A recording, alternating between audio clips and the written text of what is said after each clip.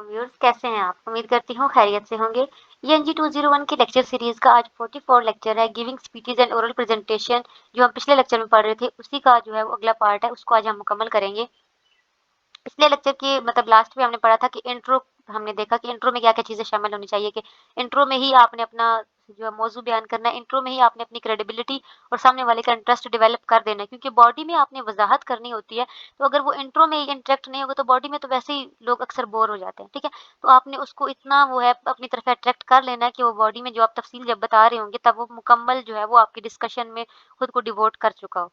ठीक है? तो आज हम देखते हैं बॉडी में हमने क्या-क्या बयान करना है, कि बॉडी में आपने जो मेन पॉइंट्स ऊपर बयान किए थे अपनी डिस्कशन में, उन मेन पॉइंट्स को आपने यहाँ पे प्रेज़ेंट करना है, ठीक है? यहाँ पे आपने उनको एक्सप्लेन करना है कि आप जिस जिस बारे में बात कर रहे थे, जो आप अपना गोल लेके आए थे प्रेज़ेंटेशन के लिए, उसको आपने जो है यहाँ पे प्लान जो किया हुआ था, उसको आपने यहाँ पे डिटेल से बयान करना है, ठीक है? फिर वो कहते हैं एम्फसाइजिंग स्ट्रक्चर, कि बॉडी यानी जब आप एक्सप्लेनेशन बयान कर रहे हैं, तो एक्सप्लेनेशन में आपने बहुत लंबे जुमले यूज़ नहीं करने। जिस तरह हम राइटिंग में हमने देखा कि हमको अपनी सेंटेंस स्ट्रक्चर पे बहुत ज़्यादा ज़ोर देना पड़ता है, कि हम अपनी हमारी पंक्चुएशन अच्छी होनी चाहिए, जुमले बहुत बड़े नहीं होने चाहिए, बहुत शॉर्ट नहीं होने चाहिए। इसी तरह बिल्कुल यहाँ पे भी बोलते हुए भी हमारे जुमले बहुत शॉर्ट नहीं होने चाहिए, हमारे बहुत लंबे नहीं होने चाहिए, ट्रांजिशनल वर्ड्स होने चाहिए उनमें, ठीक, जिस तरह देयरफॉर, बिकॉज़, इन एडिशन, लेकिन बहुत ज़्यादा भी नहीं होना चाहिए कि बंदा कन्फ्यूज़ हो जाए, ठीक है?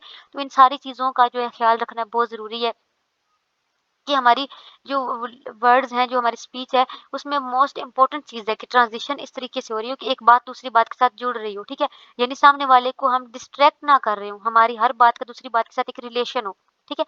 तो ये चीज़ बहुत ज़्यादा होना ज़रूरी है। फिर उसके बाद है कि होल्डिंग द ऑडियंस अटेंशन, यानी इस लेवल पे, बॉडी लेवल पे बहुत ज़रूरी है कि ऑडियंस का अटेंशन आपने मेंटेन करके रखना है। जो शुरू से आप अटेंशन लेके आए हैं, उसको मेंटेन रखें, ठीक है? अगर आपको दरमियान में किसी तरीके से लग रहा है कि आप डिस्ट्रैक्ट हो रही है ऑडियंस, तो आप अपना मेन पॉइंट जो आपने शुरू में बयान किया था, उसे दोबारा से रिमाइंड करवा दें, ठीक है? दोबारा से उसको यहाँ पे ऐड कर दें। इससे क्या होगा कि वो दोबारा से उसका जो है आपकी तरफ अट्रैक्शन बढ़ जाएगी। और इससे ज़्यादा और क्या कर सकते हैं आप, कि आप जो भी पॉइंट बयान कर रहे हैं, कोशिश करें कि वो ऑडियंस की नीड और वैल्यूज़ के अकॉर्डिंग हो। जितना आप उसको ऑडियंस से फ़ैमिलियर करने की कोशिश करेंगे, उनके मकासद से जो है वो रिलेट करने की कोशिश करेंगे, ऑडियंस अटेंटिव रहेगी, ठीक है? ज़्यादा से ज़्यादा अपनी ऑडियंस को अंडरस्टैंड करने की कोशिश करें, और जो पॉइंट्स वो समझ चुके हैं, उनके लिहाज से, यानी उनके पॉइंट्स को बार-बार उनको जो है मुखातिब करें, उनके इंटरेस्ट को जो है डेवलप करने के लिए उनको साथ लेके चलें, ठीक है? यानी इनडिफरेंट नहीं रहना उनसे आपने, यानी अपनी बात की अपनी धुन में नहीं रहना। फिर उसके बाद है क्लोज़। तो कहते हैं कि जितना बिगिनिंग इम्पोर्टेंट होती है, उतना ही क्लोज़र भी जो है वो इम्पोर्टेंट होता है, क्योंकि आपके क्लोज़र में जो आप आखिरी अल्फ़ाज़ कह के जाते हैं, वो हमेशा के लिए रह जाने हैं आपकी ऑडियंस के माइंड में, और उसी पे उन्होंने फ़ैसला लेना है कि आपकी वो प्रोडक्ट या आपकी प्रेज़ेंटेशन, या जो आप उसको जो फ़ैसला उन्होंने लेना है आपके हक़ में, वो लेना है या नहीं लेना। वो आपके हक़ में नेगेटिव होगा या पॉज़िटिव होगा, ये आपके क्लोज़र पे डिपेंड करता है, ठीक है? तो कहते हैं कि कम से कम अपने टोटल टाइम का 10% जो है वो एंडिंग को ज़रूर दें, ठीक है? तो कहते हैं कि एंडिंग आपने शुरू ये करनी है कि अपने लिसनर को ये बताने से शुरू करनी है कि अब मैं अपनी बात की फिनिश करने जा रहा हूँ, ताकि वो जो अगर उसका माइंड इधर-उधर कहीं था अभी, तो वो अटेंटिव हो जाए, ठीक है? तो ये बताने से कभी भी झिझके ना, कि अब कन्क्लूजन है, अब मैं सम अप कर रहा हूँ चीज़ों को। सम अप करें चीज़ों को, ठीक है? रीस्टेट करें अपने मेन पॉइंट्स को, दोबारा से रीस्टेट करें, ठीक है? और उसके बाद आउटलाइनिंग द नेक्स्ट स्टेप्स, यानी आगे क्या होगा, उनके नेक्स्ट स्टेप्स जो हैं वो रैप अप करें, कि ये चीज़ मैं जो अभी आपको बयान कर रहा हूँ, इसका नेक्स्ट ये होगा, मेथड ये है, आगे चीज़ों में मज़ीद जो है ये चेंजिंग्स आती जाएँगी। कुछ ऐसी चीज़ें अगर आप बताना चाहते हैं, तो वो बताएँ, ठीक है? वो सारी चीज़ें बताएँ। उसके बाद है कि इस तरीके से, यानी इस तरीके से अपनी ऑडियंस को आप आखिर में जो है वो एक पॉज़िटिव के साथ, एक पॉज़िटिव, एक एंथुसियास्टिक, एक मेमोरेबल जो है वो रिमार्क्स के साथ छोड़ के जाएँ। ऐसी कोई एंड पे बात करके जाएँ जो हमेशा के लिए उनके लिए पॉज़िटिव नोट हो। पॉज़िटिव नोट पे जो है वो एंडिंग करें अपनी बात की, ठीक है? और उनके बाद बेनिफिट्स, आपने जो चीज़ बयान की है उसके बेनिफिट्स पे जो है वो, यानी कि अगर जो मैंने काम आपको बोला है वो करेंगे, तो जो उसके करने पे, यानी कि एक्शन पे, बेनिफिट्स पे स्ट्रेस करके जाएँ, ठीक है? जब आप अपनी ऑडियंस को ऐसी चीज़ों में छोड़ के जाएँ कि वो थिंकिंग, सोच रहे हों आपके बारे में, ठीक है? कुछ सोचने पे उनको छोड़ के जाएँ, ठीक है? ताकि जब आपका क्वेश्चन आंसर का पीरियड आए, तो उनके वो क्वेश्चन्स जो हैं वो क्लियर हो जाएँ और वो एग्री हो जाएँ आपकी बात से, ठीक है? उसके बाद आपने फीलिंग ऑफ कंप्लीटनेस होनी चाहिए आपकी ऑडियंस में, सैटिस्फाई होनी चाहिए उनके, उनको ऐसा नहीं होना चाहिए कि उनको आपकी बात जो है पूरी समझ ही नहीं आई, ऐसा नहीं होना चाहिए। क्लियर आइडिया आपने दी हो, आपकी प्रेज़ेंटेशन बिल्कुल अच्छी तरीके से होनी चाहिए। पॉज़िटिव नोट पे आपने उनको जो है वो न एंड किया है, और ठीक है, और कीप इट नेचुरल। बहुत ज़्यादा आपने वो कहते हैं ना, फॉर्मल नहीं हो जाना एंड पे, एंड अच्छे तरीके से नेचुरल तरीके से करें। फिर उसके बाद क्वेश्चन आंसर पीरियड है। क्वेश्चन आंसर पीरियड में जो है ये बहुत ज़्यादा इम्पोर्टेंट पीरियड है, ठीक है? वो कहते हैं कि अगर आपने एक जो है वो ओरल कम्युनिकेशन रखी है और आपने ये प्लान ही नहीं किया था कि मैं लोगों से इंटरेक्ट करूँगा, तो समझ लें कि आपने बहुत बड़ी अपना मौका खो दिया, ठीक है? ये बहुत इम्पोर्टेंट चीज़ है कि आपको इंटरेक्ट करना है लोगों से। अगर तो जो छोटी-सी जो है वो आपकी प्रेज़ेंटेशन है, छोटे से लोग मतलब ग्रुप है, उधर प्रेज़ेंटेशन करनी तब तो आप अपनी ऑडियंस को कर सकते हैं कि दरमियान में भी कहीं आप उन्हें एनकरेज करो कि कहीं भी आपको कुछ समझ नहीं आ रहा, तो आप थ्रू आउट प्रेज़ेंटेशन मुझसे सवाल कर सकते हैं, कमेंट कर सकते हैं दरमियान में, ठीक है? लेकिन अगर बहुत बड़ी आपकी ग्रुप हो तो वहाँ पे ये चैलेंज हो जाता है और स्पेशली अगर ऐसी सिचुएशन है कि लोग जो आपके सामने ग्रुप है वो अननोन ग्रुप है, आप उनको पहले से नहीं जानते, तो सिचुएशन जो है वो ऐसी भी हो सकती है कि आपके पास कुछ ऐसे क्वेश्चन आ जाए जिनके आपको आंसर ना आते हो, सिचुएशन डेंजरस हो सकती है, ठीक है? तो ऐसी सिचुएशन में अगर वो दरमियान में आपको कमेंट करेंगे, ड्यूरिंग द प्रेजेंटेशन आपको इंटरप्ट करेंगे, तो आपकी आर्गुमेंट का जो फ्लो होगा वो टूट जाएगा, आपका जो सिचुएशन पे कंट्रोल है वो खत्म भी हो सकता है, ठीक है? तो इस सिचुएशन में आपकी महारत ये हो सकती है उस वक़्त कि आप उनको इतना कन्विंस कर सकें कि जब तक मैं अपने रिमार्क्स कंक्लूड नहीं कर देता, जब तक मैं अपनी बात खत्म नहीं कर देता, तब तक अपने क्वेश्चंस को होल्ड ऑन रखें।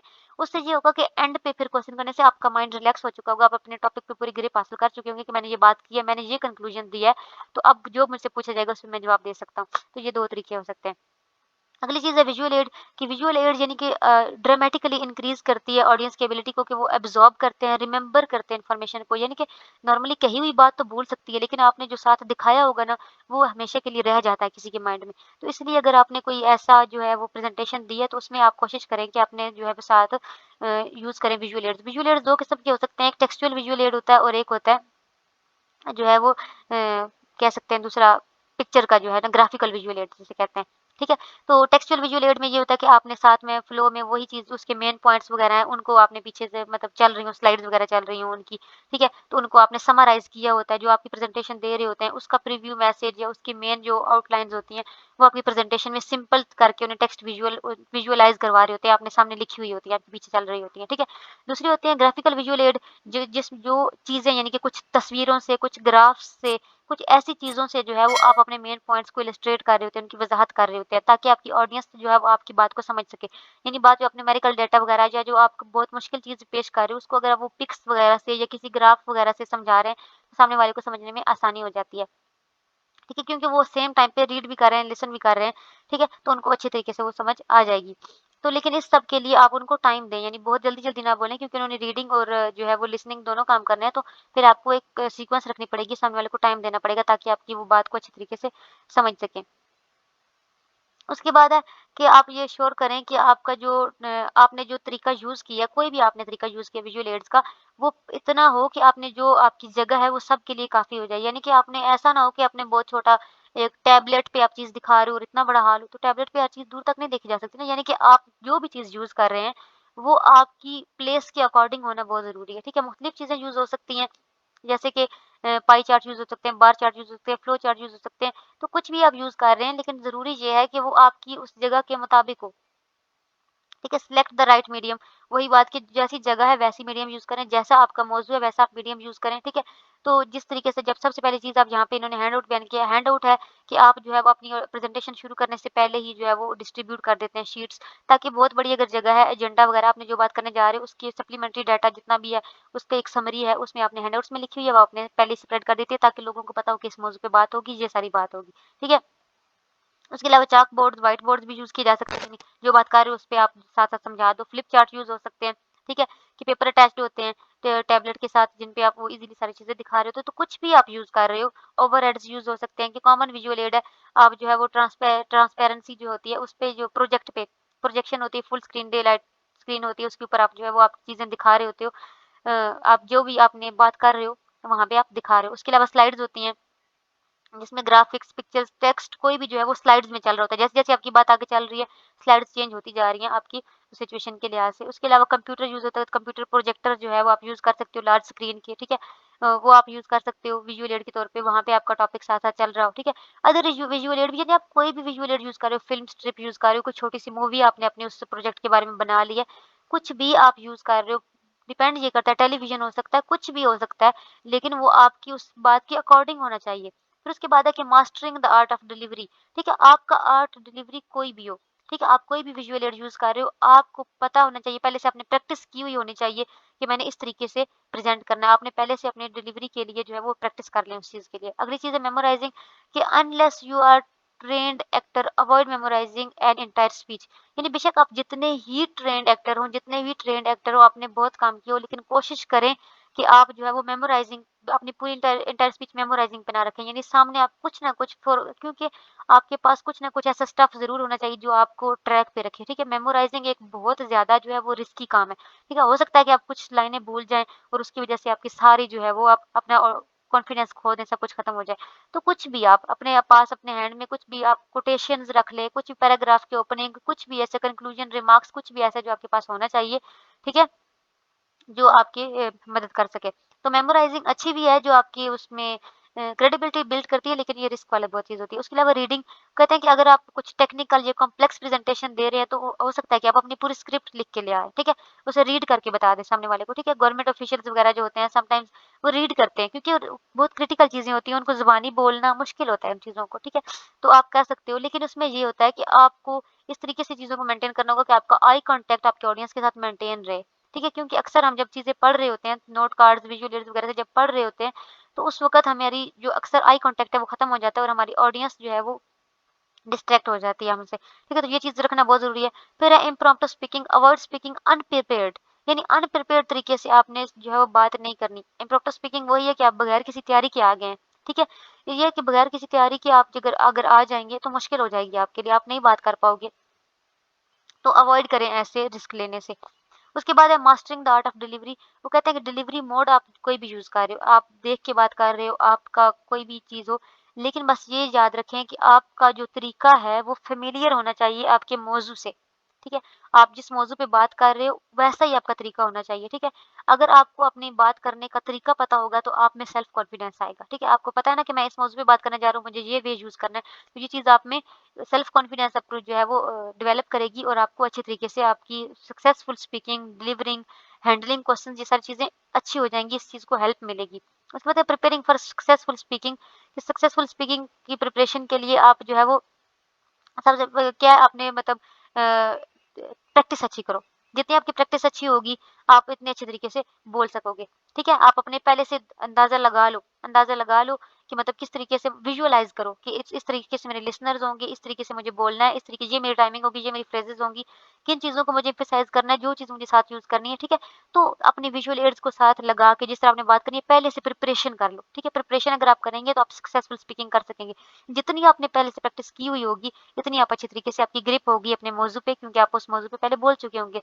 फिर डिलीवरिंग द स्पीच जब आप डिलीव वो तो प्रिपेयरिंग की बात है, लेकिन डिलीवरी करते हुए भी तो आप जब स्टेज पे मौजूद हैं, तो बेशक most people do even professional actors भी जो होते हैं वो उस वक़्त जो है वो एक आ जाती है उनके अंदर एक फ़ियर होता है, ठीक है? डर होता है।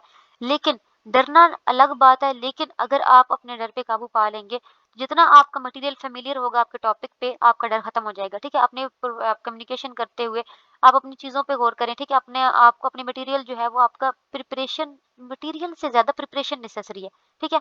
आपके पास अपना नॉलेज जो है, अपना कॉन्फिडेंस को बूस्ट करते रहें। आपका मटेरियल ना आपके कॉन्फिडेंस को बूस्ट करता है, ठीक है?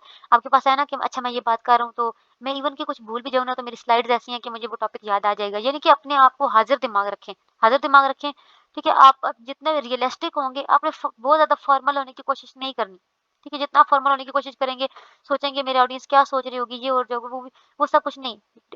आप थोड़ी-सी बात करके लंबे साँस लें, ठीक है? जितना आप खुद को काम डाउन रखेंगे, आपकी डिलीवरी इतनी इम्प्रूव होगी, ठीक है? एक बात करके दूसरे सेंटेंस को मेमोराइज़ कर लें दोबारा से, ठीक है? यानी कि अगर आप बहुत ज़्यादा डिप्रेस हो जाएँगे शुरू में ही, आपका गला खुश्क हो गया तो पानी पी लें, कोई मसला नहीं है। यानी अगर आप वही खुश्क गले के साथ टेंशन में आके खुश्क गले के साथ इधर-उधर की बातें कर रहे हैं, तो ये गलत हो जाएगा, ठीक है?